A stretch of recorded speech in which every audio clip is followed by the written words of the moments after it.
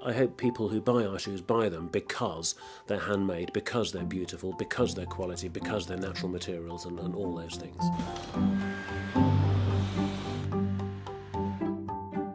Yes, it's very much a job with attention to detail.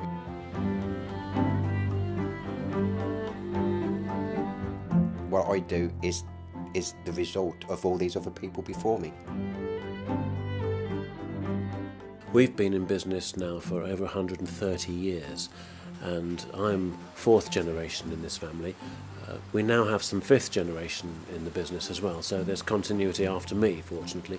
But yes, we're in an area where there's a history of shoemaking tradition, and the level of skill that we have in our craftsmen is something of which I'm actually incredibly proud, and I think the people who make the shoes share that pride.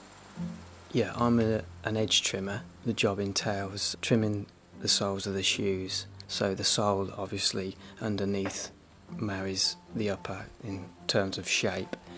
It's like my great-grandfather was a cobbler, then his son, my great-granddad, he went into shoemaking.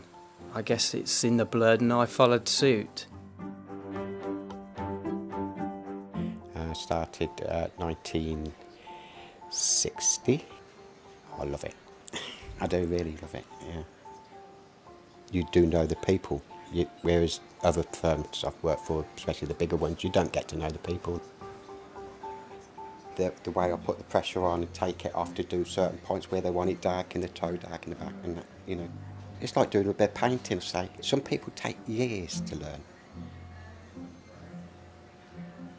There are something like 200 operations in making a pair of classic English brogues, and most of these operations will be done purely by eye, without any guides on the machinery.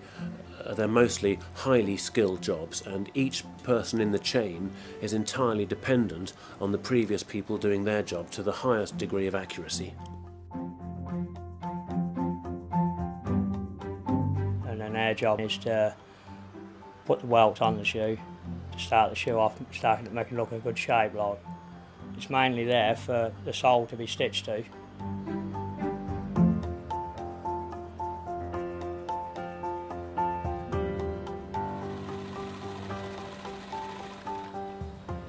The leather that we use, the materials that we use are absolutely key to the quality element of Loake shoes. If you don't start with the best materials available, then you'll never be able to make the best shoes available. Generally speaking, the best leather comes from within Europe. Here we have the best climate for breeding the best cattle, and that means that it produces the best hides and the best skins for shoemaking.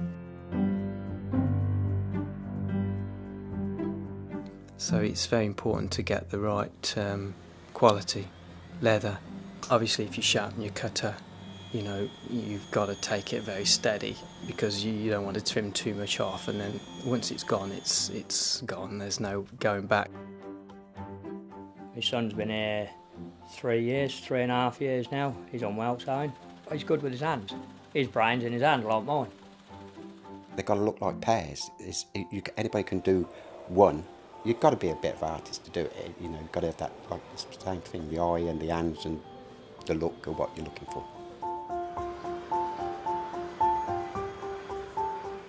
All the components that we use in our shoes have to be of the best quality we can find, and for us that nearly always means using a natural material. Natural materials tend to give you the best balance between flexibility, breathing, water resistance, all the properties that we want for shoes. One of the benefits of the Goodyear welted construction, the way that we make shoes, is that not only are the shoes made by hand and assembled by hand, but when they need repairing, they can be dismantled and rebuilt by hand. So the pair of shoes that you've been wearing and that's moulded to the shape of your foot can be rebuilt on the original last on which they were made. In fact, they'll leave the factory looking very much as they did when they were new, with a new sole.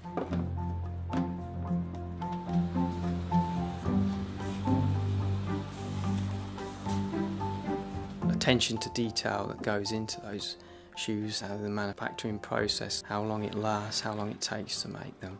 They want a nice pair of shoes, so they buy a Loake shoe.